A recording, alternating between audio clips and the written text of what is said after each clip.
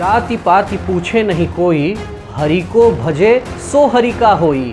इसी बात को अलग अलग तरीके से कहा है स्वामी विवेकानंद। एक स्थान पर कहते हैं, एकमात्र ईश्वर जिसका अस्तित्व है, एकमात्र ईश्वर जिस पर मैं विश्वास करता हूँ, वह दीनहीन व दुखी लोगों में निवास करता है और इनकी सेवा ही सच्ची ईश्वर सेवा है। इस कथन का और राष्ट्रीय स्वयंसेवक संघ का क्या कोई आपस में समन्वय सामंजस्य है? आखिर क्या है नारायण दर्शन यात्रा? करेंगे चर्चा इस वीडियो में।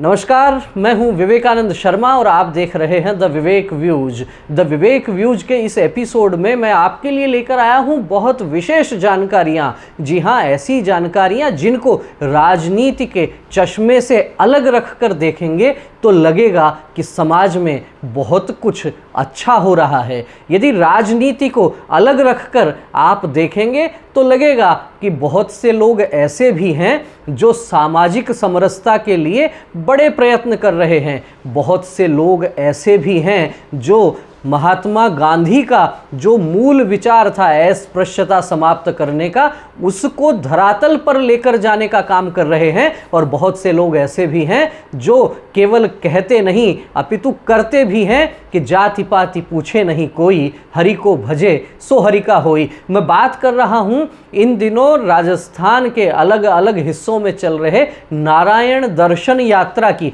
जी हां, राष्ट्रीय स्वयंसेवक संघ के सेवा विभाग की ओर से पिछले दिनों जयपुर प्रांत में नारायण दर्शन यात्रा के सैकड़ों कार्यक्रम हुए। इन कार्यक्रमों में राजस्थान के सैकड़ों संत सेवा बस्तियों में गए और केवल गए नहीं अपितु वहाँ सेवा बस्ती के, या कहिए कि जिन्हें वंचित वर्ग का व्यक्ति कहा जाता है, ऐसे समाज में पहुंचकर उन लोगों के बीच में बैठकर हरि नाम का कीर्तन किया गया। वहाँ बैठकर समाज को एकजुट करने की बात की गई और इस बात के आगे वहीं उन्हीं सेवा बस्तियों में उन्हीं वंचित वर्ग के बंधुओं के बीच में बैठकर उन्होंने जलपान भी किया, प्रसाद वितरण भी किया, प्रभु राम का गुणगान भी किया और साथ ही साथ जो बात भगवान राम के जीवन से देखने को सुनने को मिलती है, उस बात को किस तरीके से चरितार्थ किया जाता है, इस बात पर भी पूरा जोर रहा। आइए जानते हैं नारायण दर्शन यात्रा के जयपुर प्रांत के संयोजक श्रीमान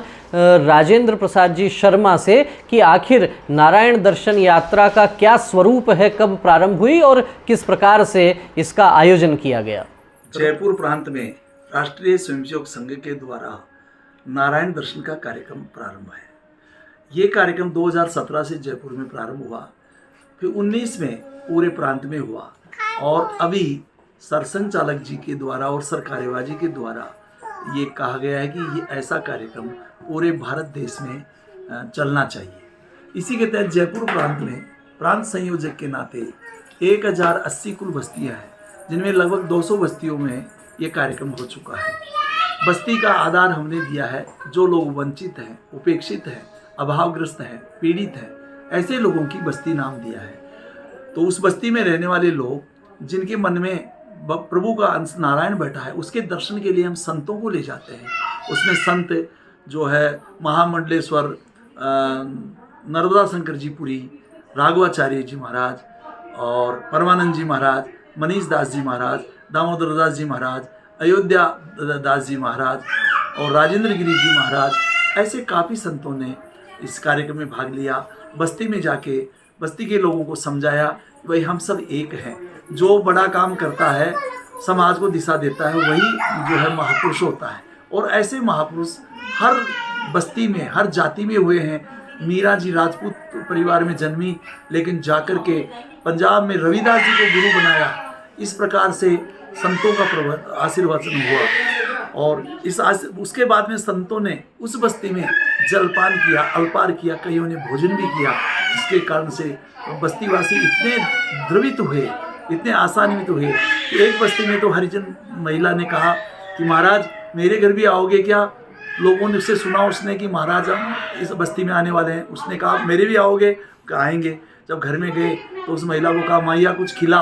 मैं उसने कहा महाराज आज तो ये जो रोटियां रखी है, मांग के लाई हूँ, अगली बार बना के खिलाऊंगी, और आंखों से पानी शुरू हो गए। ऐसे दृश्य देखने को मिले, जिससे जो है समाज में एक अनुभूति ऐसी हो रही है कि लोग कह रहे हैं कि महाराज ये कार्यक्रम तो संघ को हर दूसरे महीने तीसरे महीने करना चाहिए। हम लोगों को ये अच्छा लगा। तो हमने जाना जिस प्रकार से राजेंद्र जी ने ये सारा विषय रखा कि नारायण दर्शन यात्रा जयपुर महानगर की सभी सेवा बस्तियों में जाने का इनको अवसर मिला। साथ ही साथ जयपुर प्रांत में जितने भी जिले आते हैं, जितने भी प्रमुख स्थान आते हैं, उनमें अलग अलग साधु संत महंत कथावाचक ये लोग सामान्य समाज में जाते हैं और वहाँ जाकर सामाजिक समरसता का वहाँ उपदेश देते हैं। महत्वपूर्ण बात ये भी है कि इन कार्यक्रमों में जहाँ तक मेरे को जानकारी है लगभग 150 से अधिक साधु संत महंत और कथावाचकों का सानिध्य समाज को मिला है। इनमें रेवासा पीठ के पीठाधीश्वर राघवाचार्य जी महाराज, साथ ही साथ लोहारगल पीठ के अवधेशाचार्य जी महाराज, नर्मदा शंकर जी महाराज, नाथ संप्रदाय के अनेक साधु संत, लगभग 150 से अधिक साधु संतों ने सक्रिय भूमिका इसमें निभाई। राष्ट्रीय स्वयंसेवक संघ के सेवा विभाग की पहल पर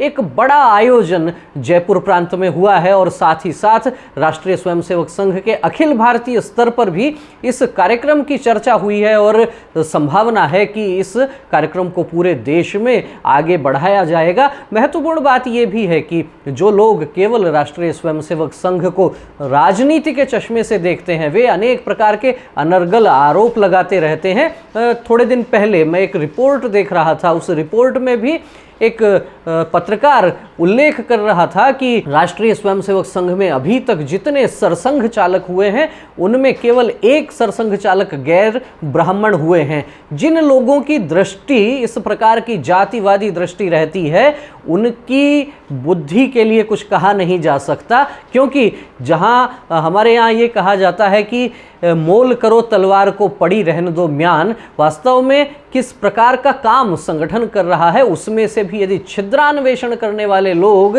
संघ के पदाधिकारियों की यदि केवल जाति देखते हैं तो उनकी बुद्धि पर निश्चित रूप से तरस आता है। उनको पता नहीं है कि संघ प्रारंभ से ही सामाजिक समरसता के लिए काम करता रहा है। बहुत से लोग चुनाव के समय इस तरह का भी शिगुफा छेड़ते हैं कि संघ आरक्षण के खिलाफ है, जबकि संघ के सरसंघ चालक अनेक बार सार्वजनिक रूप से बयान दे चुके हैं।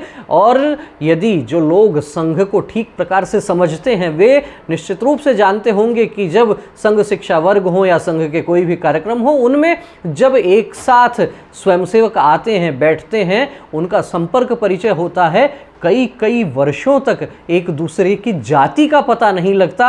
एक ही पंक्ति में बैठकर सब भोजन करते हैं, उन्हीं स्वयंसेवकों में मिलकर सब लोग भोजन तैयार करने का भी काम करते हैं। भेदभाव का कहीं कोई नाम ही नहीं रहता। जब भेदभाव का नाम ही नहीं रहता तो फिर आखिर लोग इस तरह के अनर्गल आरोप क्यों लगाते हैं? ये निश्चित रूप से राजनीतिक लाभ के लिए संघ के विरोधी इस प्रकार के शिगुफे छेड़ते रहते हैं। लेकिन संघ किस तरीके से अनूठे स्तर पर काम करता है, मुझे ध्यान आता है वर्धा के एक शिविर में 1940 के आसपास की बात होनी चाहिए, जहां तक मेरी जानकारी है। महात्मा गांधी संघ के एक वर्ग में जाते हैं और वहां जाकर जब एक पंक्ति में बैठे हुए स्वयंसेवकों को भोजन करते हुए देखते हैं तो पूछते हैं कि आखिर इनकी जाति क्या है।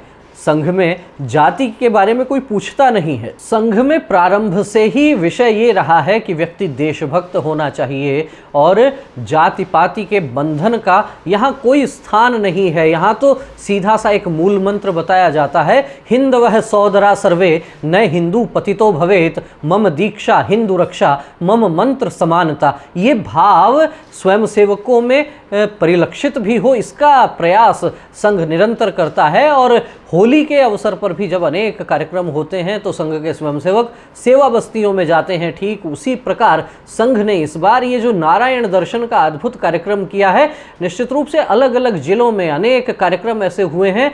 सीकर जिले में श्रीमाधोपुर में भी ऐसे ही अनेक कार्यक्रम हुए जिनमें लोहारगल पीठाधीश्वर अवधेशाचार्य जी महाराज सेवा बस्तियों में पहुंचे और वहां उन्होंने हरि नाम का संकीर्तन करवाया और समाज के उन बंधुओं को भी अपने रंग में, साथ ही हरि नाम के रंग में रंगने का जो कार्यक्रम वहां चला, वहां सामाजिक समरसता की बात हुई। उन्हीं के बीच में बैठकर प्रसाद वितरण का कार्यक्रम हुआ। अनेक स्थानों पर जयपुर प्रांत में ऐसे हजारों स्थानों पर हजारों कार्यक्रम हुए। सैकड़ों साधु संत वहां पहुंचे और छोटे बालकों से लेके बड़े बुजुर्गों तक बहुत से लोगों के हृदय प्रफुल्लित होते हुए दिख रहे थे। आइए जानते हैं इस नारायण दर्शन यात्रा से जुड़े हुए कुछ अन्य कार्यकर्ताओं के विचार। विद्याधर भाग जयपुर महानगर का एक हिस्सा है। विद्याधर भाग में 8 नगर हैं हमारे, और इन 8 नगरों में नारायण दर्शन का कार्यक्रम 25 अप्रैल से 10 मई के बीच में संपन्न हुए हैं।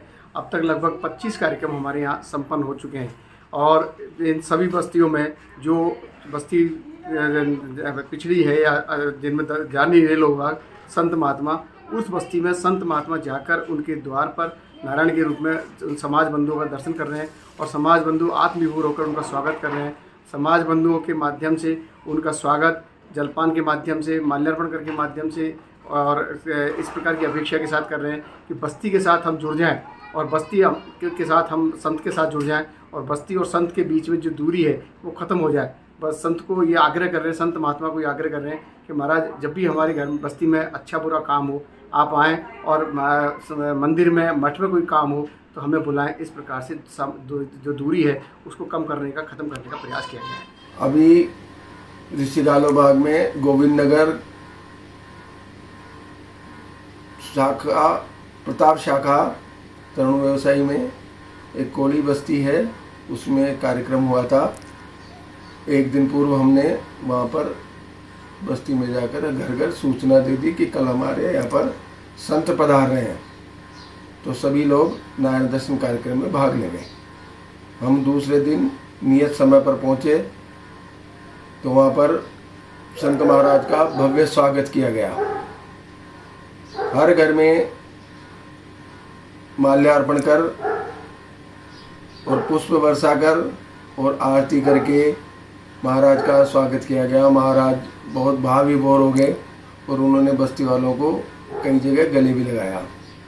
वहाँ पर कार्यक्रम स्थल पर बहुत अच्छी रंगोली बनाई हुई थी बच्चों द्वारा, तो उसको देख कर के बहुत अच्छा लगा। और जहाँ पर कार्यक्रम स्थल था उसके चारों तरफ ओम पताका और राम जी के झंडे लगे हुए थे। नारायण दर्शन, ये दोनों शब्दों में नारायण उन लोगों के लिए कहा जो बस्ती में निवास करते हैं। नारायण का मतलब दरिद्र नारायण से है, और दर्शन करने के लिए जो हमारे प्रबुद्ध संत हैं, जो संत समरसता का भाव लेकर चलते हैं, उन संतों को इस नारायण दर्शन के माध्यम से बस्तियों में जाकर उन दरिद्र नारायण का दर्शन करवाया जाता है कि कहीं न कहीं कुछ ऐसी चीज़ें समाज में देखने को मिली जिससे हिंदू समाज में कुछ भ्रांतियां आई।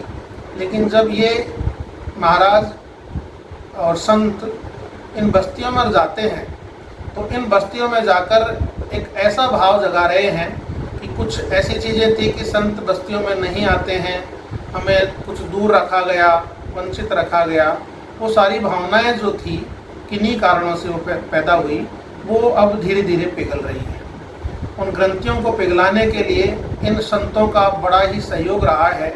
हमने सुना इस नारायण दर्शन यात्रा से जुड़े हुए अनेक कार्यकर्ताओं के विचार, उनके अनुभव किस प्रकार के रहे। निश्चित रूप से एक बहुत ही अद्भुत कार्यक्रम ये नारायण दर्शन यात्रा का संपन्न हुआ है, और साथ ही साथ राष्ट्रीय स्वयंसेवक संघ इस बात पर भी जोर देता है कि केवल वक्तव्य जारी करने से काम नहीं होगा, वो हमारे कृतित्व में भी दिखना चाहिए। सेवा परमो धर्म जो कहा जाता है, संघ की ओर से अनेक सेवा कार्य निरंतर चलाए जा रहे हैं। जहां कहीं भी जब कभी आवश्यकता होती है वहां संघ तुरंत अपने स्वयंसेवक भेजता है और साथ ही साथ संघ ने अपना जो सांगठनिक ढांचा है उसमें भी सेवा विभाग बना रखा है। उस सेवा विभाग, सेवा भारती जो अलग से एक संगठन काम करता है, इनके माध्यम से समाज के उस वर्ग में जाकर काम करते हैं जहां सेवा की आवश्यकता है, जहां प्रतिभाएं हैं उनको निखारने का काम हो सकता है। शिक्षा के माध्यम से उनके स्वास्थ्य की बात हो सकती है, स्वास्थ्य रक्षा के लिए बात हो सकती है,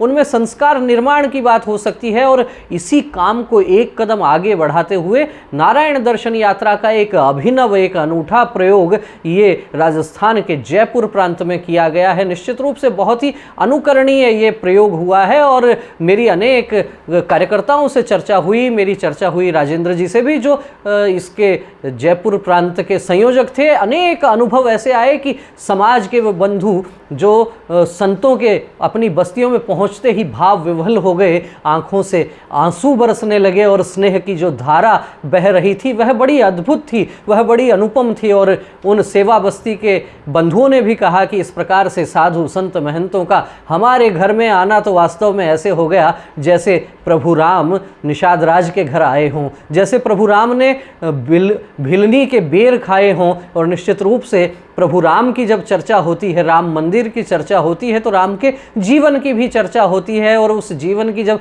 चर्चा होती है तो राम ने जैसा जीवन जिया वैसा जीवन समाज में भी बने। इसी बात को लेकर बड़ी अच्छी पंक्तियां मुझे ध्यान आती हैं कि केवट से अनुबंध हुआ था तरने और उतरने का, था अनुबंध अहिल्या माँ से पाषाणी दुख हरने का, लंबी आयु गिद्ध जटायु पाकर भी जी सकता था, अहो भाग्य अनुबंध हुआ था प्रभु गोदी में मरने का, कोल किरात भील वनवासी सबको गले लगाए थे, कई प्रयोजन रहे राम के तब धरती पर आए थे। जब राम की बात होती है तो बात निश्चित रूप से अहिल्या की भी होती है, बात जटायु की भी होती है, बात निषाद राज की भी होती है और बात शबरी की भी होती है। और उसी भाव को, उसी विचार को जन जन तक पहुंचाने के लिए ये नारायण दर्शन यात्रा का बड़ा ही अद्भुत अनुपम कार्यक्रम आयोजित किया गया राष्ट्रीय स्वयंसेवक संघ के सेवा विभाग की ओर से। और निश्चित रूप से ये लगता है कि इस कार्यक्रम से जो अलख जगी है, इसका उजाला बहुत दूर तक जाने वाला है। बड़े दूरगामी परिणाम समाज को एकजुट करने के लिए आने वाले हैं।